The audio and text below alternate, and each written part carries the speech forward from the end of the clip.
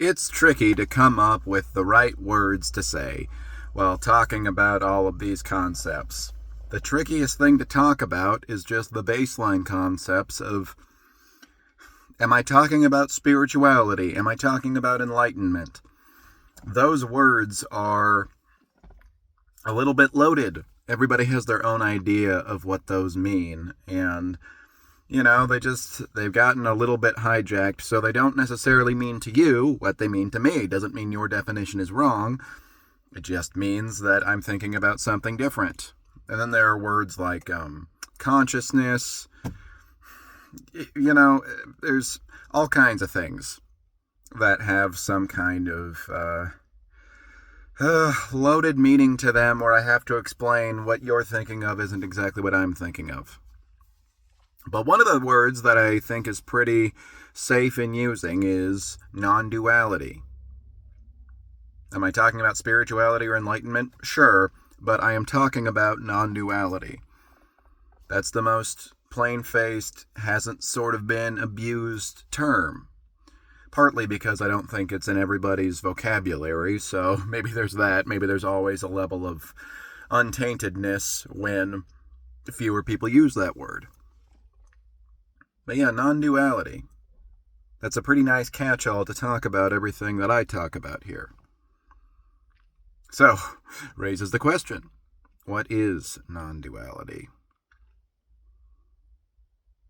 Simply put, it just means that there is no universal separation of anything from anything else.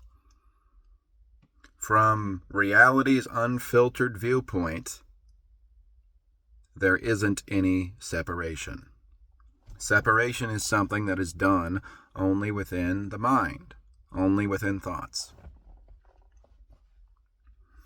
The reason why it's called non-duality, it's like, what does the dual aspect thing mean? Well, it's because whenever you label anything, you are also labeling it as not everything that isn't that thing. So if I'm looking at a rock, I am not only making a definition of it being a rock, I am defining it as not everything that is not a rock.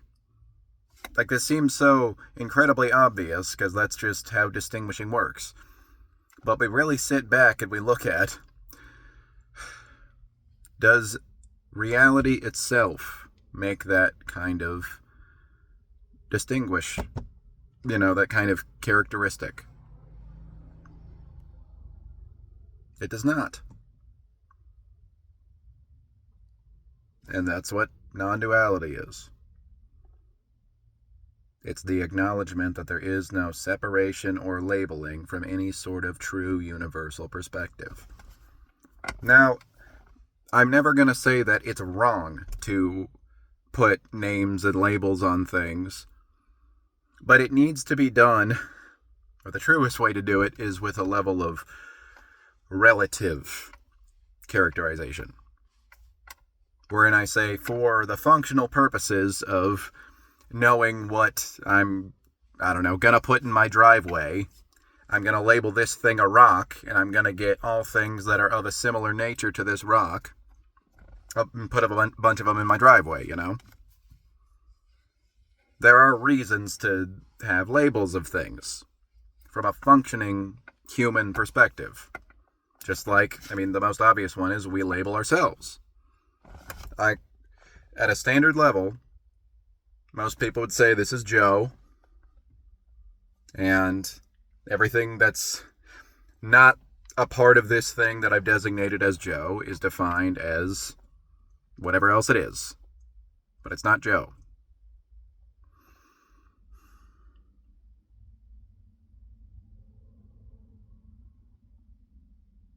And it's one of those truths that's just, it's so obvious that it feels like we shouldn't even waste time thinking about it to a lot of people. That making separations is just something that happens in the mind.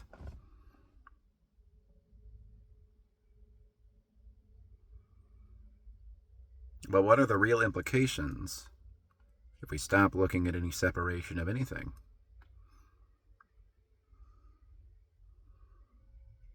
Well, there's first and foremost no duality of what is me and what is not me.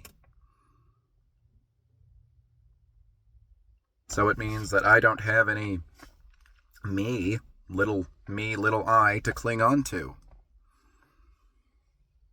And I don't look at things in terms of how they relate to this little me that I've designated.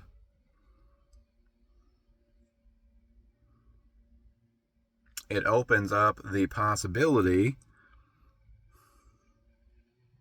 of having an equal level of care, awareness, and love of all things.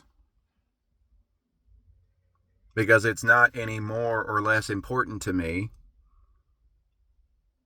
whether or not it relates to me. But it can all just be on this equal plane.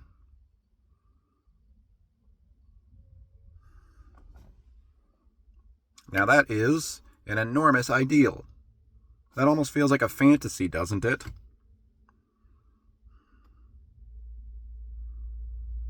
It's not just about being selfless from some sort of moral virtuous perspective, you know. It's not just about saying like, hey, it's good to think about people outside of yourself, you know, because that's the right thing to do. And it can be the right thing to do, and you can certainly be virtuous and never have an awakening experience in your entire life. But the most purest level of selflessness, the most pure level of selflessness, is the discovery that you don't have a self to begin with, at least not in the way that you've always commonly thought of it, as just this one person inhabiting this big material world.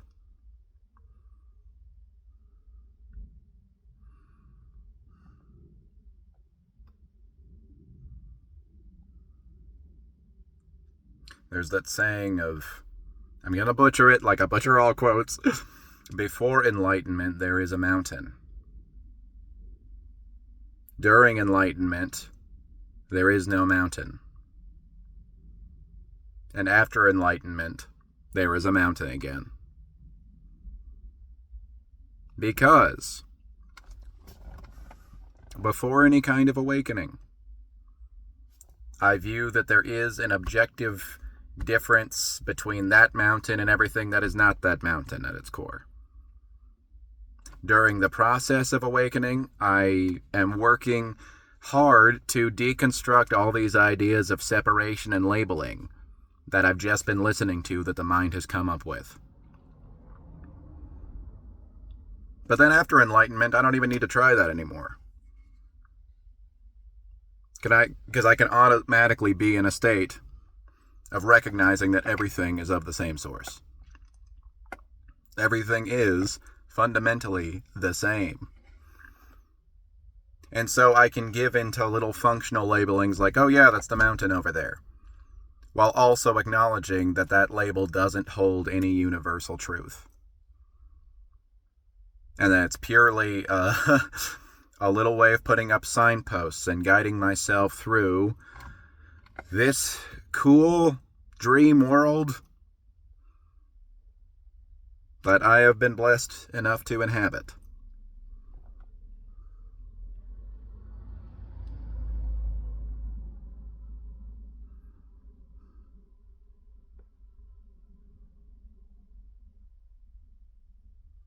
I've also heard a potential substitute for the word enlightened to be just truth realized. And I think that's pretty good too.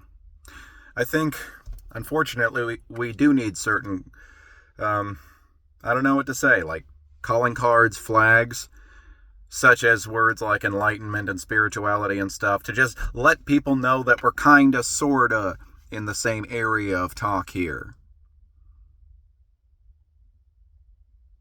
You know, I have to let people know that I'm not talking about truth from a scientific or historical or any other area of personal development kind of perspective. So I don't have the biggest problem with those words being around, but I think non-duality is probably the most pure way that I can phrase it. And like everything that Joe ever phrases in his entire life, it requires an explanation immediately following it.